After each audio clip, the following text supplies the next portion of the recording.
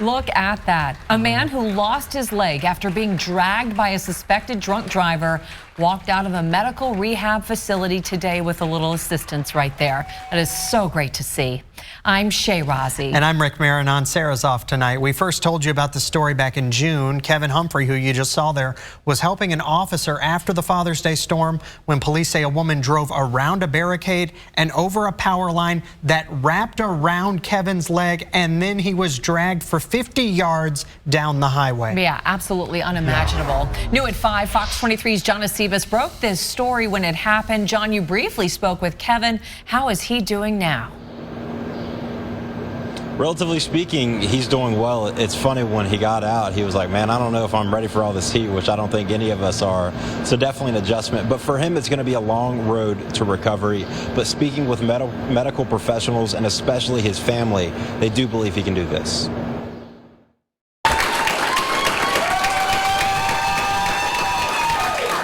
Kevin Humphrey is walking out of Ascension St. John's Rehabilitation Center on one leg.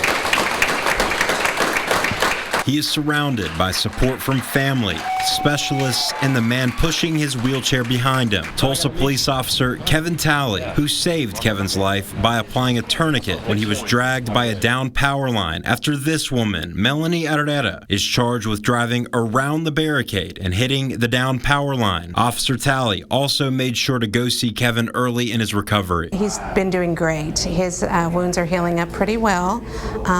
He kind of was a little bit of a mess when he first came in, as far as just making sure that there's no infection. That's wound care coordinator Angela Hamilton, who says Kevin's attitude, as you can see here when hugging the medical staff outside, is what's saving him. I'm sure that there's going to be a lot of emotional, mental strain on him as well. So he has a long way to go, but he has a really positive attitude. I think that he's going to do really well. His sister and his mother both watched and gave a hug to the officer who saved him. As Kevin sits in his front seat preparing to go home, medical staff say it will be a long road physically for him. You have to control what you can control, right? So you can't control what happens to you, but you can control how you react to it. And so with Kevin, his attitude was everything. Something all these people would agree on, that Kevin has the right one. He's still going to have to deal with some of the things that has happened to him, and just being able to continue to overcome. But I think he'll be fine because he has terrific family support.